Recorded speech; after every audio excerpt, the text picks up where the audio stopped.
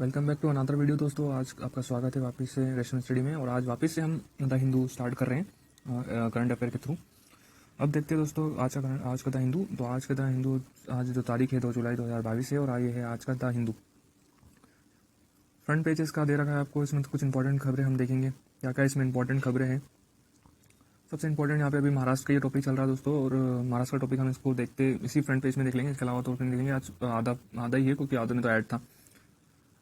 बात करते हैं महाराष्ट्र से रिलेटेड। तो दोस्तों आपको मालूम है एकनाथ शिंदे ने दोस्तों एज अ चीफ मिनिस्टर शपथ ग्रहण कर ली है, और जो डिप्टी सीएम जो बने हैं वो देवेंद्र फडणवीस जी बने हुए हैं। इसके बाद क्या हुआ दोस्तों, जो उद्धव ठाकरे जी है उन्होंने एक प्रेस मीटिंग करी। प्रेस मीटिंग में शाम को उन्होंने एक सवाल करा बीजेपी को कि यही चीज़ आपको करनी थी। तो सिमिलरली जब हमने आपको एक प्रपोजल दिया था 2019 में जब चुनाव हुए थे महाराष्ट्र में कि हमें सीएम बनता हूँ और हम एक अलायंस बनाते हैं बीजेपी और साथ में, जब आपने क्यों नहीं बनाया। अब 2 से 2.5 साल बाद वापस से आप एक अलायंस बना रहे हैं हमारे ही सेना वर्कर को लेकर। और उन्होंने ये भी कहा कि जो चीफ मिनिस्टर बना ये सेना का चीफ मिनिस्टर नहीं है, और वो बोल रहे कि ये अलग चीफ मिनिस्टर है दोस्तों, उनको सेना से बाहर किया जाता है। तो पूरा अपोज यहाँ पर जो है उद्धव ठाकरे ने जताया दोस्तों। उसके बाद यहाँ पर एक कांग्रेस जो है, यहाँ पर जो महाराष्ट्र कांग्रेस है उसके काफ़ी सारे जो एमएलए यहाँ पर मिलने गए दोस्तों उद्धव ठाकरे से। जो स्पीकर इलेक्शन होगा दोस्तों उसके लिए बीजेपी की एमएलए दोस्तों जिनका नाम है नालवरकर साहब, वो एज अ असेंबली स्पीकर के लिए जो है कैंडिडेट के लिए फॉर्म भर रहे हैं दोस्तों। और लेकिन कांग्रेस बोल रही है कि दोस्तों अभी जो असेंबली इलेक्शन है वो नहीं हो सकते क्योंकि उसका जो केस है कोर्ट में चल रहा है दोस्तों। ऐसा तो यहाँ पे एज अ जो इलेक्शन कराना एक असंवैधानिक होगा दोस्तों, ऐसा कांग्रेस का कहना है। और उन्होंने उद्धव ठाकरे से मीटिंग करी और उन्होंने इसका अपोज जताया। तो कुल मिला के भी जो है महाराष्ट्र में चल रहा है। और जो फ्लोर टेस्ट जो अनाउंस था वो मंडे को होगा दोस्तों। आगे इसमें जो इंपॉर्टेंट न्यूज़ है दिल्ली के एक कार्यक्रम से रिलेटेड है दोस्तों, देशभक्ति करिकुलम, वो हम देखेंगे। इसके अलावा नुपुर शर्मा को क्या सुप्रीम कोर्ट ने फटकार लगाई वो है। साथ में जीएसटी रिवेन्यू दोस्तों ये भी हम देखेंगे, ये इंपॉर्टेंट है। तो कुल मिला के यही पूरा फ्रंट पेज है। और जो उदयपुर का जो टेलर जो मर्डर केस था उसमें भी यहाँ पर 2 एक्स्ट्रा लोगों को यहाँ पर जो अरेस्ट किया गया उदयपुर पुलिस द्वारा। आगे देखते ब्रीफ में क्या दोस्तों। हाँ, तो ये ऊपर आप देखें ब्रीफ में, तो हाँ ये है आपका जो आर्ट न्यूज़ के जो को-फाउंडर है जो मोहम्मद जुबैर, उनको यहाँ पर उन्होंने एक पीएल दायर करी थी दोस्तों, जो उनकी रिमांड बढ़ाई गई थी 4 दिन के लिए उसके खिलाफ। कहाँ पर हाईकोर्ट ने, दिल्ली हाईकोर्ट ने एक इश्यू नोटिस करा दोस्तों दिल्ली पुलिस को, और उन्होंने कहा कि 2-3 दिन का समय दिया दिल्ली पुलिस को कि जो रिमांड बढ़ी है इसकी जो है वैलिडिटी बताओ या इसका कारण बताओ। उसके बाद यहाँ पे ये इंपॉर्टेंट न्यूज़ है, डीआरडीओ ने सक्सेसफुली यूएवी जो है एक प्रकार का डिस्ट्रॉयर है उसको यहाँ पर टेस्ट करा है, इसको देखेंगे हम आगे। और हाँ, अफगानिस्तान से एक रिपोर्ट है, वहाँ के सुप्रीम एक लीडर तालिबानी, उन्होंने यहाँ पर बोला कि इंटरफेरेंस जो कि तालिबान के अंदर कम करे। और उनने एक 3000 लोगों की एक सभा मतलब को संबोधित करते हुए वाक्य दिया, और उनका कहना था कि हमारे मामलों में दखलंदाजी नहीं होनी चाहिए। इसके बाद यहाँ पर इंडिया वुमेन जो टीम है क्रिकेट की उसका मैच का दोस्तों, जो कि श्रीलंका से एक दिवसीय सीरीज हमारा चल रहा है, उसमें हमारी 1-0 से लीड चल रही है। दीप्ति जो है यहाँ पे ऑलराउंडर, उसकी वजह से यहाँ पर ही संपन्न पाया। हाँ, ये है स्टूडेंट से रिलेटेड दोस्तों यहाँ पे करिकुलम दिल्ली का। तो इंपॉर्टेंट था तो मैंने बताया था। दिल्ली ने एक क्वेश्चन बन सकता है देशभक्ति करिकुलम किसने स्टार्ट करा दोस्तों हाल ही में। तो ये दिल्ली गवर्नमेंट द्वारा इसको लॉन्च किया गया है। और अगर बता दें इसमें करिकुलम में है क्या दोस्तों, तो क्लास 3 से लेकर क्लास 8 तक के जो बच्चे हैं उनको ये करिकुलम होगा दोस्तों। उनको यहाँ पर हैप्पीनेस और देशभक्ति सिखाई जाएगी डेली। और क्लास 9th और 11th के बच्चों को देशभक्ति के साथ साथ एंटरप्रेन्योरशिप जो है माइंडसेट करिकुलम सिखाया जाएगा। तो ये दिल्ली स्कूल में अलाउड किया गया है। हाँ, नेक्स्ट है दोस्तों, ये थोड़ा सा मतलब इंपॉर्टेंट तो नहीं है लेकिन हाँ ये चल रहा है अभी हाल ही में, तो उसको कवर करना जरूरी हो जाता है। नुपुर शर्मा का आपको मालूम है, नुपुर शर्मा दोस्तों हाल ही में अभी सुप्रीम कोर्ट गई थी। सुप्रीम कोर्ट में वो काहे के लिए गई थी, सुप्रीम कोर्ट में इसलिए गई थी वो क्योंकि अभी हाल ही में जो उन्होंने वर्डिक्ट दिए थे प्रॉफिट मोहम्मद के खिलाफ जो है ऊपर, उस पर उनके अलग अलग देश मतलब जो हमारे सूबे है राज्य हैं वहाँ पर इनके खिलाफ जो है एफआईआर दर्ज थी। अब एक इंसान इतनी सारी जगह तो मतलब करना मुश्किल हो जाता है, पेशी उनकी हो नहीं पाएगी, तो वो गई थी सुप्रीम कोर्ट से एज अ रिलीफ लेने कि जितने भी जो केस है वो दिल्ली ट्रांसफर हो जाए। यही इनकी सुनवाई थी कल शाम को, और शाम को सुप्रीम कोर्ट ने इनको लताड़ दिया, फटकारा ऐसा। और सुप्रीम कोर्ट ना की वैकेशन बेस्ड थी दोस्तों। उन्होंने कहा कि यहाँ पर जो भी अभी गतिविधियाँ जो देश में आज चल रही है उसका पूरा कारण आप ही है। उनको साफ साफ जो जिम्मेदारी जो दी गई है, जो अभी हाल ही में जो राइट्स हुए दोस्तों, या फिर हम बोले जो उदयपुर केस है, या फिर जो भी हेट्रेट्स फैल रही है आपस में हिंदू मुस्लिम के बीच में, वो कहीं ना कहीं आपकी वजह से हुई है। और उन्होंने ये भी कहा कि एज अ स्पोकर या एज अ पार्टी स्पोकर पर्सन आपके पास कोई राइट नहीं है कि आप इस प्रकार की हेड स्पीच दें। और उनको काफ़ी सारे आरोप भी दिए, और हाल जो उनकी जो पिटीशन थी वो भी उन्होंने कैंसिल कर दी, मतलब उनको सब जगह जाके पेशी करनी पड़ेगी।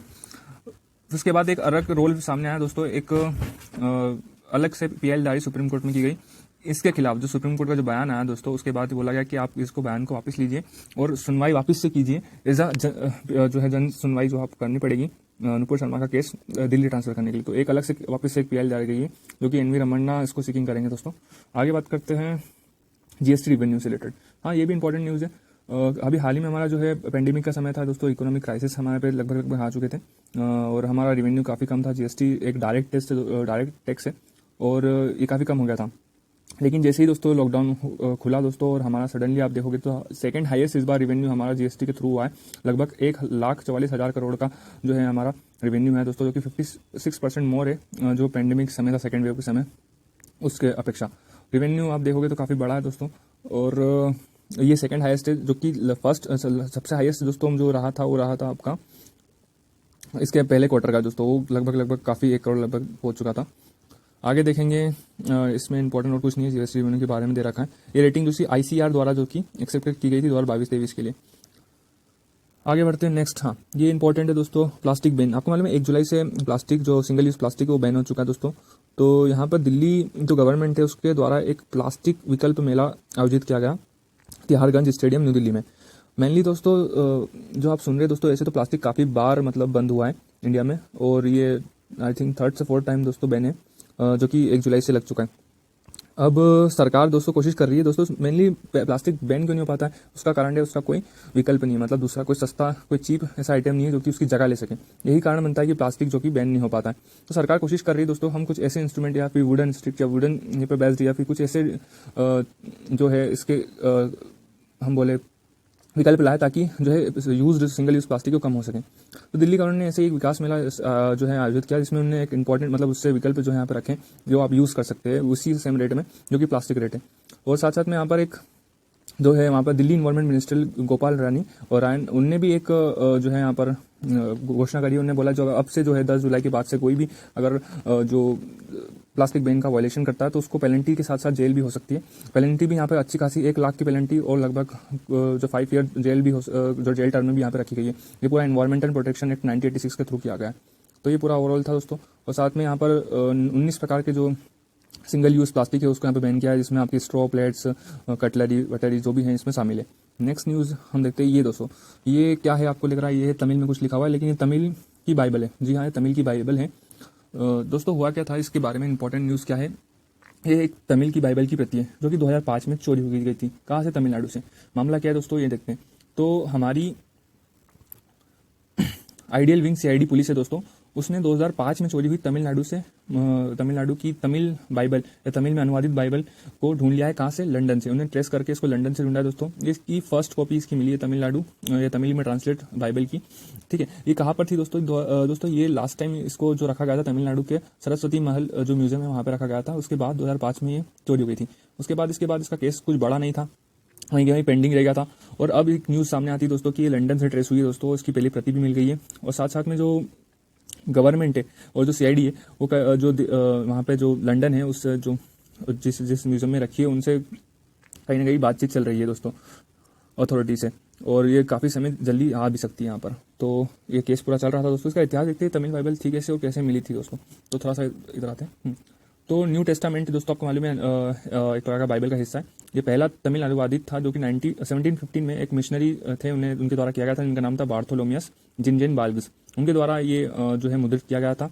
उनके एक साथी और राजा के 2 दोस्त थे, उनने इसको तैयार किया था, इसको अनुवादित करा था तमिल भाषा में। ठीक है, और आपको मालूम बाइबल तो इंग्लिश में लिखी गई थी। और वहाँ के तमिल जो है राजा उनको ये जो गिफ्ट में एज अ गिफ्ट दी गई थी।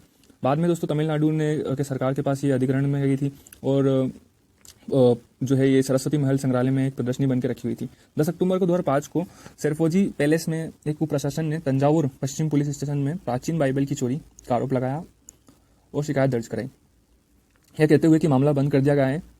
फिर यहाँ पता लगा कि ये योग्य नहीं है। हालांकि 2017 में आइडियल विंग सीआईडी को जो है यहाँ पर राजेंद्रन ने सरस्वती महल में एक पुरातत्व बाइबल गायब होने की शिकायत मिली और उसके बाद यहाँ पर मामला दर्ज किया गया। तो कुल मिला के ये इसे मिल चुकी है और एक इंपॉर्टेंट हमारे लिए स्त्रोत है दोस्तों हमारे इतिहास का। तो अच्छी बातें मिल चुका है। आगे देखते हैं यहाँ पर ब्रह्मोत्सव दोस्तों तिरुमाला में स्टार्ट होने वाला है सितंबर 27 से। आपको बता दें एनुअली मनाया जाता है दोस्तों, हर साल इसको बनाया जाता है लॉर्ड वेंकटेश्वर के बर्थडे पर। ठीक है, तो दोस्तों लॉर्ड वेंकटेश्वर की पूजा पाठ किया जाती है यहाँ पर तमिलनाडु तिरुमाला में बनाया था केरला में। ठीक है, आगे बात करते हैं। नेक्स्ट न्यूज़ है डीआरडीओ। हाँ, ये बहुत इंपॉर्टेंट न्यूज़ है। जो हमारा डिफेंस रिसर्च DRDO जो है डेवलपमेंट ऑर्गेनाइजेशन है, वो आपको मालूम है डिफेंस की जितनी भी रिसर्च होती है, मिसाइल से लेकर जो भी टेस्टिंग होती है वो DRDO ही करता है। तो यहाँ पे उसने पहली बार अपना फर्स्ट जो ऑटोनोमस डिस्ट्रॉयर है UAV उसको यहाँ पर टेस्ट कर लिया गया, और ये एक बेंगलुरु जो यूनिट है उसके द्वारा इसको बनाया गया था, और इसको टेस्ट करके फाइनलाइज कर दिया गया दोस्तों। इसका टेस्टिंग थी दोस्तों, कहाँ पर इसकी टेस्टिंग की गई थी, तो इसकी टेस्टिंग की गई थी aeronautical test range Chitradurga Karnataka में हमारी जो एरोनॉटिकल टेस्ट रेंज है वहाँ पर इसकी टेस्टिंग की गई थी। इसमें दोस्तों इंपॉर्टेंट क्या दोस्तों, तो ये एक प्रकार का अनमेंडेड एरियल व्हीकल्स है दोस्तों, जो कि एज ए रिमोट कंट्रोल उड़ाया जाता है दोस्तों। और एक प्रकार का डिस्ट्रॉयर मतलब क्या होता है दोस्तों, डिस्ट्रॉयर एक प्रकार का बम्बर होता है, नाम से पता है एक बार में काफ़ी सारे जो बम गोले बिछा देता है वो काफ़ी मात्रा में डिस्ट्रॉय करता है, वो बम भारी करता है। अगर बात करें इसमें टेक्नोलॉजी इंपॉर्टेंट क्या दोस्तों, तो आपने सुना होगा एक स्टिल्ड टेक्नोलॉजी से इसको बनाया गया है। इसका आप फोटो देखोगे तो अलग ही दिख रहा है दोस्तों। स्टिल्ड मतलब होता क्या दोस्तों, तो ये एक प्रकार का रेडार से बचने की एक तकनीक होती है दोस्तों। इसके शेप में और इसके मटेरियल में कुछ ऐसे मटेरियल यूज़ किए जाते हैं जो कि रेडार में इसको ले नहीं पाते, जिससे ये आसानी से कहीं भी जाकर बमबारिंग करके आ जाता है, और रेडार में ये आ नहीं पाता। ऐसा पॉइंट बिंदु के बराबर आता है, ऐसा लगता है कि पक्षी या फिर कोई पतंगा उड़ रहा है, और ये आगे जाके तबाही करके आ जाता है। तो स्टिल्ड टेक्नोलॉजी से हमारा खुद का ऑटोनोमस बनाया गया एक बॉम्बर है दोस्तों। और अगर बात करें तो रशिया द्वारा इसकी TRDD 50 MT जो कि इंजन है, टर्बोफाइन इंजन इसमें लगाया गया है दोस्तों। और आगे जाके हम एक और जो है एक प्रकार का UAV जो कि लॉन्च करने वाले हैं, एक ड्रोन जिसका नाम है रुस्तम 2, उसके लिए काफ़ी इंपॉर्टेंट रोल पैदा करेगा, जो कि 25,000 फीट तक की ऊंचाई पे जा सकता है। तो ये था हमारा ऑटोनोमस UAV। ठीक है, आगे बात करते हैं करंट अफेयर शॉर्ट्स की। करंट अफेयर शॉर्ट्स में दोस्तों कल प्रधानमंत्री मोदी ने रूस के राष्ट्रपति पुतिन से टेलीफोन पर कृषि उत्पाद और उर्वरक और फार्मा उत्पादन के क्षेत्र में द्विपक्षीय व्यापार में प्रोत्साहन के लिए बातचीत करी। तो ये हमारे मोदी जी और पुतिन जी ने आपस में बात करी फर्टिलाइजर्स और जितने भी हमारे कृषि उत्पाद है उससे रिलेटेड। प्रधानमंत्री मोदी ने आज रूस से राष्ट्रपति व्लादिमीर पुतिन के साथ टेलीफोन पर बातचीत की। दोनों नेताओं ने कृषि और फार्मा उत्पाद तथा उर्वरक के क्षेत्र में द्विपक्षीय व्यापार को बढ़ावा देने के लिए चर्चा की। उन्होंने अंतर्राष्ट्रीय ऊर्जा और खाद्य बाजारों की स्थिति सहित अन्य वैश्विक मुद्दों पर भी विचार विमर्श किया। इन दौरान राष्ट्रपति पुतिन की पिछले साल दिसंबर में भारत यात्रा के समय एक निर्णय को भी यहाँ पर क्रियान्वयन किया गया। तो ये था बातचीत। आगे बात करते हैं संसद का जो मानसून सेशन, आपको मालूम है कई सेशन होते हैं दोस्तों, उसमें से 4 सेशन होते हैं, उसमें 3 सेशन होते हैं, जैसे ठंड जो शीत सेशन, फिर ग्रीष्म सेशन और मानसून सेशन। मानसून सेशन दोस्तों ये 28 जुलाई से शुरू होने वाला है, और संसद का जो मानसून सत्र है वो इस महीने 18 तारीख से लेकर 12 अगस्त तक चलेगा दोस्तों। और लोकसभा सचिवालय ने बताया कि इस सत्र में कुल 18 बैठकें होंगी। राष्ट्रपति चुनाव 18 जुलाई को और उपराष्ट्रपति चुनाव 6 अगस्त को कराया जाएगा। दोनों ही मतदान संसद भवन में के परिसर में किए जाएंगे। नवनिर्वाचित राष्ट्रपति को 25 जुलाई को संसद भवन में केंद्रीय कक्ष में शपथ दिलाई जाएगी, और उपराष्ट्रपति को 11 अगस्त को शपथ दिलाई जाएगी। तो ये पूरा इंपॉर्टेंट न्यूज़ थी, देख ली। हाँ, ये इंपॉर्टेंट है दोस्तों, भगवान जगन्नाथ रथ यात्रा दोस्तों, ये सबसे इंपॉर्टेंट रथ यात्रा दोस्तों अभी सब जगह हो रही है। और इंपॉर्टेंट कहाँ के लिए, तो उड़ीसा की पुरी पे। उड़ीसा के पुरी में काफ़ी समय से ये हो रही है, और इसकी आज से शुरू होने वाली है, और राष्ट्रपति और उपराष्ट्रपति और प्रधानमंत्री ने इसको शुभकामनाएं दी। दोस्तों आपको बता दें कि ये रथ यात्रा का जो काम है 1 महीने पहले 2 महीने पहले से स्टार्ट हो जाता है दोस्तों। ये लकड़ी से हर साल ये रथ बनाए जाते हैं वहाँ के लोकल कारीगरों द्वारा। उड़ीसा में आज सुबह शुरू हुई विश्व प्रसिद्ध रथ यात्रा लाखों श्रद्धालुओं के साथ शांतिपूर्ण तरीके से आगे बढ़ गई। बड़ी संख्या में श्रद्धालु रथों को खींच रहे थे। भगवान जगन्नाथ दोस्तों ये जो कृष्ण के एक जागृत रूप के रूप में माने जाते हैं, और इनकी जो मूर्ति है वो हर साल बनाई जाती है और हर साल चेंज की जाती है। और जो पुरी का जो जगन्नाथ मंदिर है वो काफ़ी मतलब हम बोले रहस्यमय मंदिर में से एक है दोस्तों, और काफ़ी रहस्यमयता वहाँ पे फैली हुई है दोस्तों। और आपको बता दें बालभद्र यानी बालराम और बहन देवी सुभद्रा के साथ ही विराजमान है वहाँ पर। और पारंपरिक मार्ग में 18 किलोमीटर की यात्रा करते हैं। पुराने शहर जो जमरालपुर इलाका है वहाँ पे 400 वर्ष पुराने से जो है रथ यात्रा निकलना शुरू हुई थी। नेक्स्ट न्यूज़ है दोस्तों, ये DRDO ने ऑटोनोमस फ्लाइंग टेक्नोलॉजिक्स डेमोन्स्ट्रेटर का प्रथम उड़ान जो है संचालित की।